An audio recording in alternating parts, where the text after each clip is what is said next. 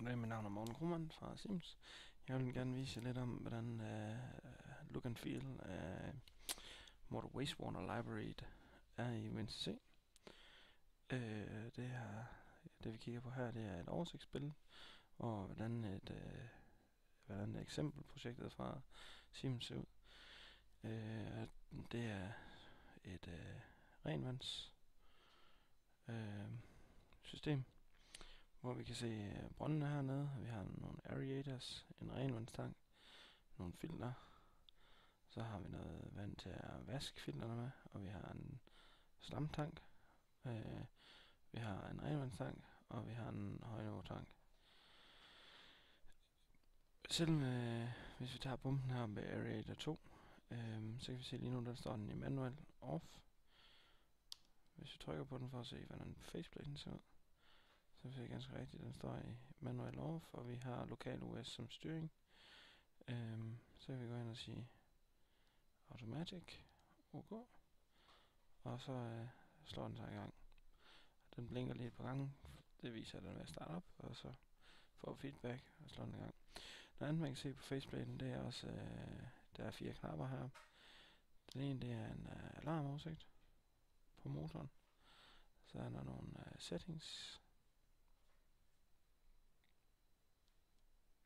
Under den her med skruetrækkeren og knivtang på.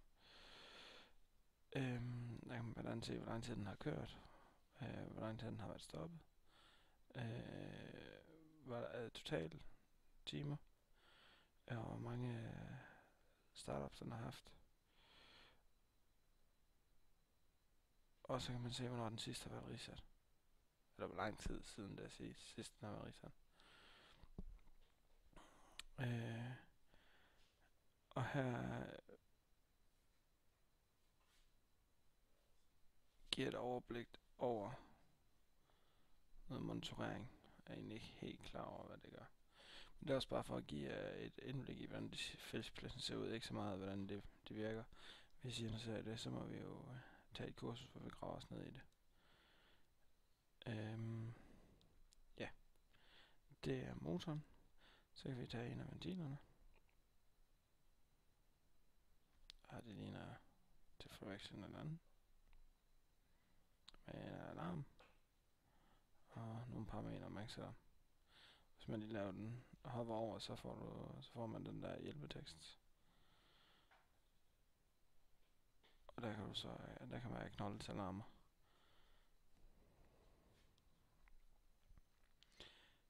Ellers så en af de mere interessante er, hvis vi lige kan finde en aggression, tror jeg vi har herinde under.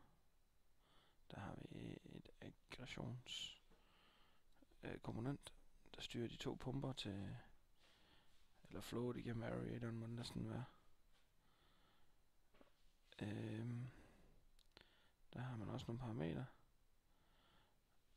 og der kan man ligesom se, hvad man kan sætte op på for at lave aggression.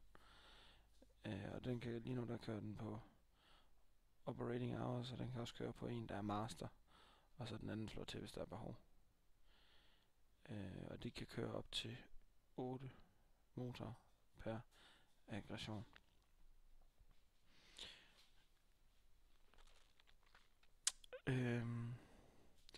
En feature, der jeg synes er meget smart, det er den her lokal OS, vi har herovre, som bestemmer, hvorfra man betjener komponenterne. Lige nu, der står den til lokal OS, og den kan vi så for eksempel slå over i kontrolrum i stedet for. Det man skal lægge mærke til, det er, at alle komponenterne nu får et CR herude for enden. Og det betyder, at nu er de styret af kontrolrum. Det kan man jo så se op i dem, der havde lokal OS før. De kan så se, at nu er der nogen, der har taget styringen. Eller de har givet styringen til nogen, kan man også sige. Det kan de også. De kan selvfølgelig altid gå op og tage den tilbage igen.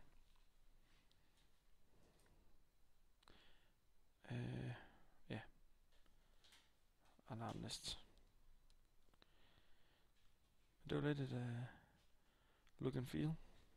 Jeg håber, det har vagt jeres interesse, så må vi jo tage en snak om det, hvis det har.